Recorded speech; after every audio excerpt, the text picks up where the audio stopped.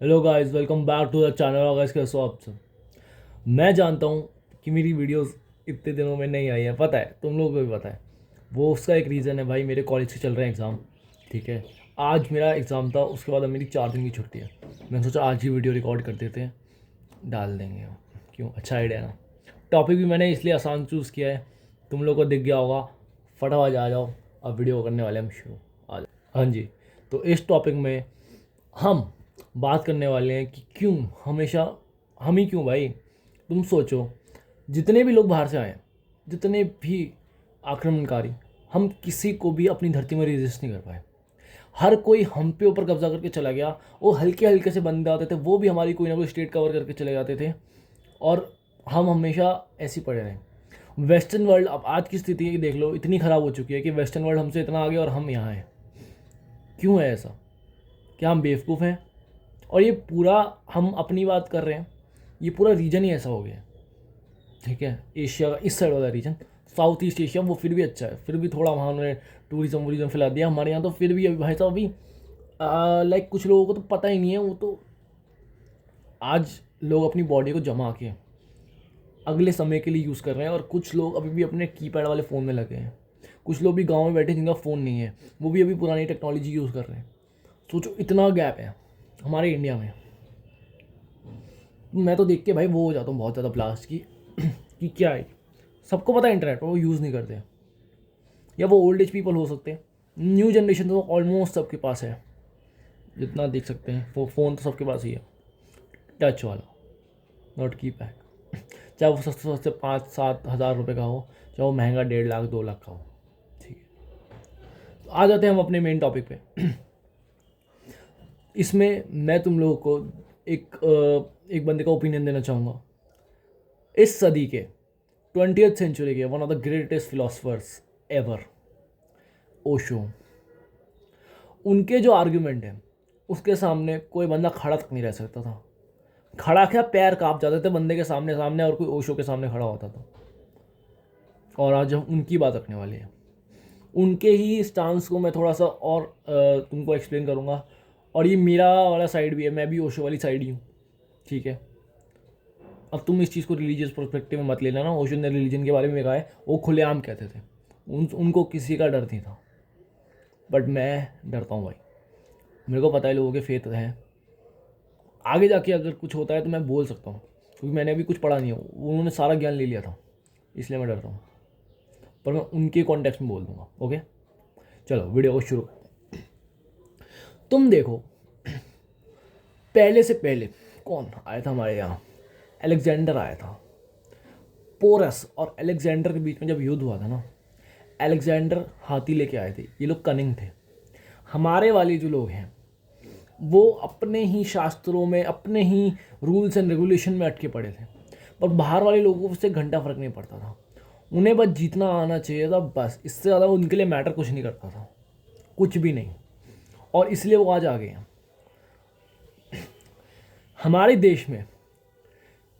तुमने पहले वाले हमारे शास्त्र देखे हो, अर्थशास्त्र या ये और भी बहुत सारी किताबें निकाली हमने, जीरो इन्वेंट किया, ये किया वो किया, जो कि बहुत टॉप क्लास चीज़ें। हमारे यहाँ भी पहली सभ्यता हमारे यहाँ थी, इंडस वैली सिविलाइजेशन। उसके बाद ऐसा क्या हो गया कि हम डूबते चले गए, उसकी बात मैं हर वीडियो में करता हूँ। वो था, ओशो कहते हैं, हमारे यहाँ के ब्राह्मण्स।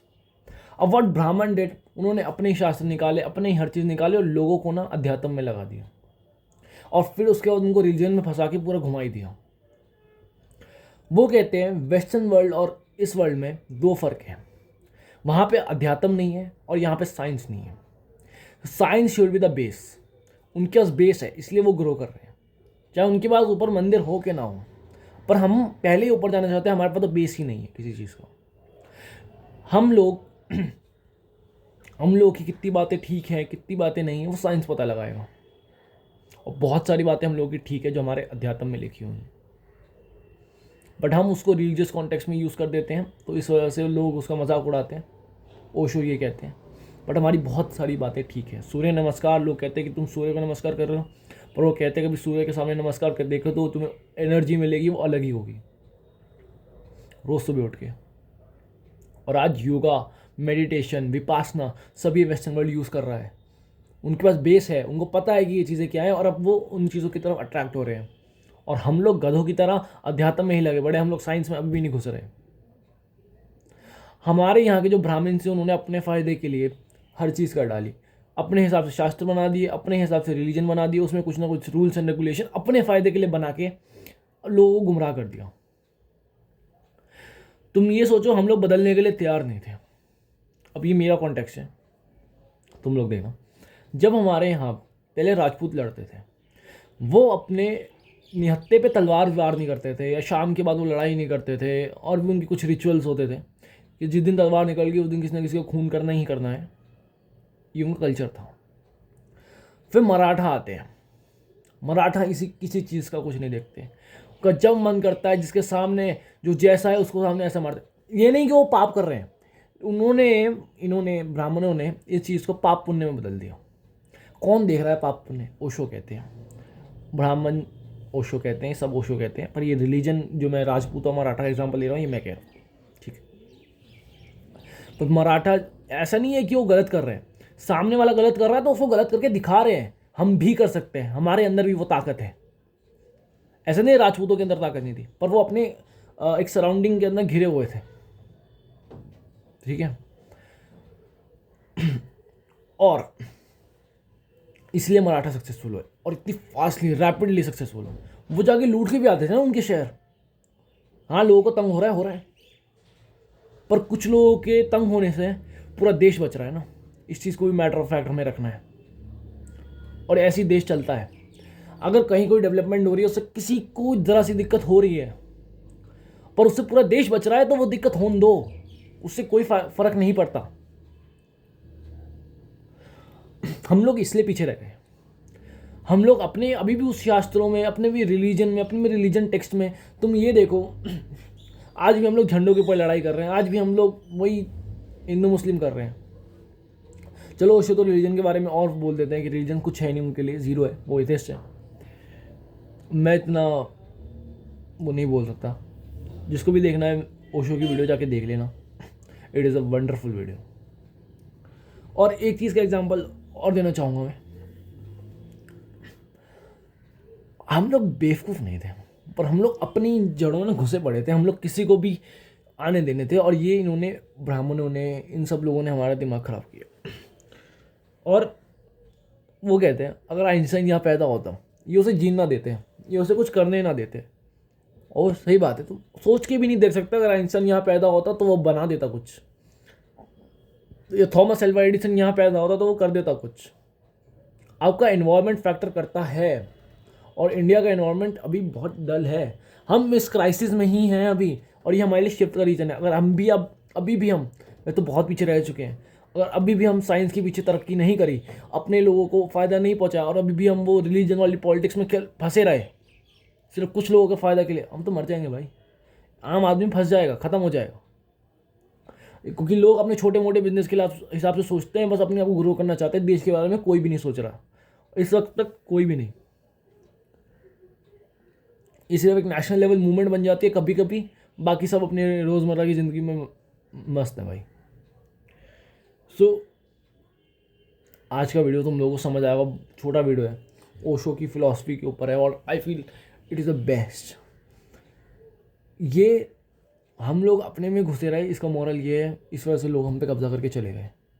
अगर हम थोड़े से खुले होते, ओपन माइंडेड होते कि क्या भाई जीवन जैसे जियो वैसे जियो। एक एग्जांपल और देता हूँ, बहुत लोग कहते हैं कि ब्राह्मण वेजिटेरियन ये सब होना चाहिए, ह्यूमन वेजिटेरियन है, ये मैं मानता हूँ। मैंने एक एक्सपेरिमेंट वाला वीडियो देखा था, शेर के बच्चे के सामने, जिसको कुछ नहीं पता, तुमने एक सेब रख दिया और एक मांस रख दिया, वो जाके सीधा मांस खाता है। इंसान के बच्चे के सामने तुमने सेब रख दिया और मांस रख दिया, वो सेब खाएगा। इसका मतलब हमारे इंस्टिंक्ट कहते हैं कि हम हर्बीवोर्स हैं। और पर हमारे शास्त्र में, मैंने एक और इंटरव्यू सुना था, क्योंकि मैं खुद तो पढ़ नहीं रहा, मैं देखता हूँ लोगों को जो पढ़ते हैं, ब्राह्मण्स, और ये मैं कह रहा हूँ सही बात है, ब्राह्मण्स भी नॉनवेज खाते थे पहले के टाइम में, ऐसा नहीं है कि वो नहीं खाते थे। और ब्राह्मण्स ने भी वही सारी हरकतें करी हैं जो एक नॉर्मल ह्यूमन बीइंग करता है।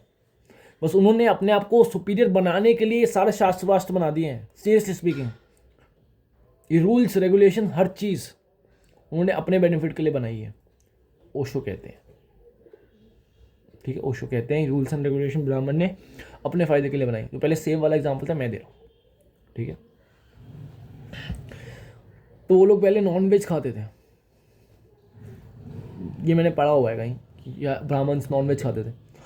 तुम ये छोड़ो ब्राह्मण्स खाते नहीं खाते थे, काली पूजा के टाइम में कोलकाता में ये लोग मछली खाते हैं। और तुम कोई भी कोलकाता वाला हो तो यहीं पे कमेंट करके बता देना, खाते हो नहीं खाते हो। खाते हैं। और कितने हिंदूज नॉन वेज खाते हैं और वो अपने आप को अभी भी घर से हिंदू बोलते हैं भाई। सब ये बनाया गया है आपको ही फंसाने के लिए, आपको ही घुमाने के लिए। ओशो कहते हैं इस चीज़ को समझो, अपने आप को स्ट्रांग बनाओ, अपना खुद का दिमाग चलाओ और आगे बढ़ो। ओशो आपको कहते हैं कि आप रिलीजन में मत फंसो, अपना खुद का दिमाग चलाओ, साइंस पे बिलीव रखो, उसके बाद अपने आप को इन मेडिटेशन, योगा और इन सब चीज़ों में आगे लेके जाओ, रिलीजन में नहीं। डेट्स व्हाट ओशो से। तो आज का वीडियो इतना ही है। आई होप आप सबको ये वीडियो पसंद आया होगा, और इस वीडियो को लाइक शेयर सब्सक्राइब और कमेंट ज़रूर से कर देना, क्योंकि ये मेरे लिए एंगेजमेंट बन जाता है। मैं रिप्लाई भी देता रहता हूँ। तो well done, bye bye, signing off. अगला वीडियो डीप स्टेट के ऊपर है, पार्ट 2, देख लेना। Bye bye.